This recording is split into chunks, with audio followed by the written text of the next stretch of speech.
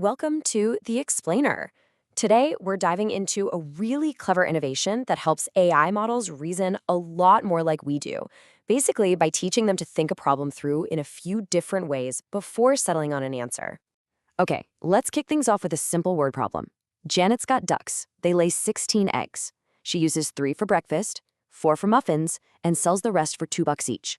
Now, the question is, how much money does she make? Seems easy enough, right?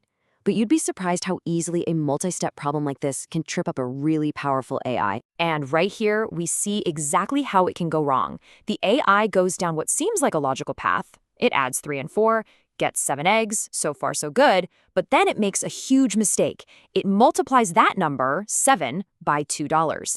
It gets stuck on this one track and confidently spits out the wrong answer, $14, completely forgetting to subtract the eggs she used from the total she started with. The right answer, of course, is $18. And this really gets to the core of the issue. You see, a lot of these AI models will just latch on to a single line of reasoning. If there's even one tiny mistake in that chain of thought, the whole thing is ruined. There's no mechanism for it to second-guess itself. So to start fixing this, researchers came up with a pretty neat idea to make the AI's thinking a bit more, well, transparent. It's a method they called chain of thought prompting, and it really was a big first step. The idea is actually super intuitive. Instead of just asking for the final answer, you tell the model to show its work, just like in math class.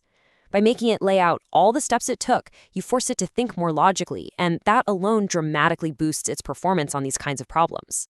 And here's just a perfect, simple example. The AI doesn't just say, 5. It walks you through it. Okay, there were 3 cars, then 2 more came, so 3 plus 2 equals 5. It's a way more solid process than just guessing a number out of thin air. But there's a catch. Even with this step-by-step thinking, the model is still just following a single path. It's what's called a greedy approach. That means at every step of the problem, it just picks the next word that seems the most likely, without ever stopping to think about the bigger picture. And this greedy thinking can still lead it way off track. In this problem, the AI latches onto the 60 miles and the first stop, and just plows ahead, getting 40.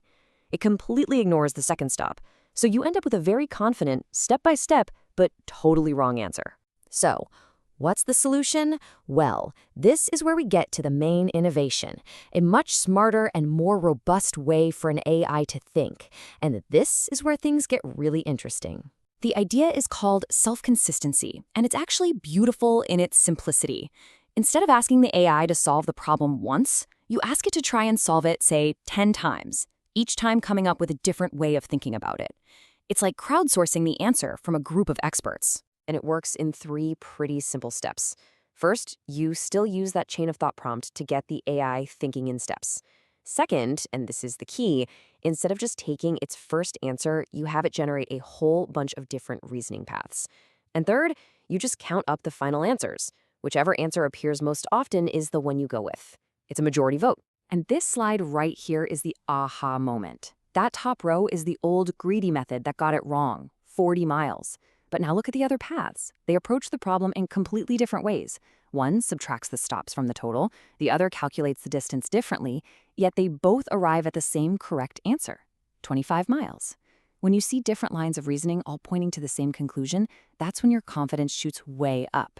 So the big question is, does this idea of thinking twice, or maybe a dozen times, actually work in the real world?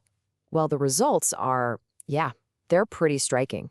First off, on a test packed with those tricky grade school math problems, self-consistency boosted the AI's accuracy by almost 18%. Now, in the world of AI development, an 18% jump is absolutely massive. That's a huge deal. And it wasn't a one-off thing. They tested it on another dataset full of complex word problems, and it still delivered a solid 11% improvement over the old one-shot method. And again, on a multiple-choice math reasoning test, it jumped up over 12%. So you're seeing the pattern here, right? These aren't small little tweaks. This is a major leap forward in how AI can reason. This chart really puts it all into perspective. On the left, you see the old single-path approach, getting it right about 56% of the time. Then look at the right. With self-consistency, the accuracy just skyrockets to nearly 75%. It's a powerful visual that shows what happens when you let an AI explore. So let's wrap this all up. Why is this innovation so important? Well, it's not just about getting better scores on a math test. It's about building an AI that we can actually trust. And what's really great is how practical this method is. You don't need to do any expensive, time-consuming retraining of the models. You can just apply this technique to the big models that already exist and see the benefits right away. It's like getting a whole team of AIs to work on a problem, but from just a single model. It's incredibly efficient. And maybe the most important thing of all is that self-consistency gives the AI a way to know when it's confused. Think about it. If it generates 10 different ways to solve a problem and gets 10 different answers, that's a huge signal that the model is uncertain. But if 9 out of 10 paths all agree, its confidence is high. It can finally know when it doesn't know, and that is a game changer. So I'll leave you with this final thought. We know that we as humans solve problems in all sorts of different ways. So by teaching an AI to explore multiple lines of thought to find a single consistent truth, are we just making it a better calculator? Or are we actually pushing it one step closer to what we would call genuine reasoning? It's a pretty fascinating question, and it gets right to the heart of what we're all trying to build.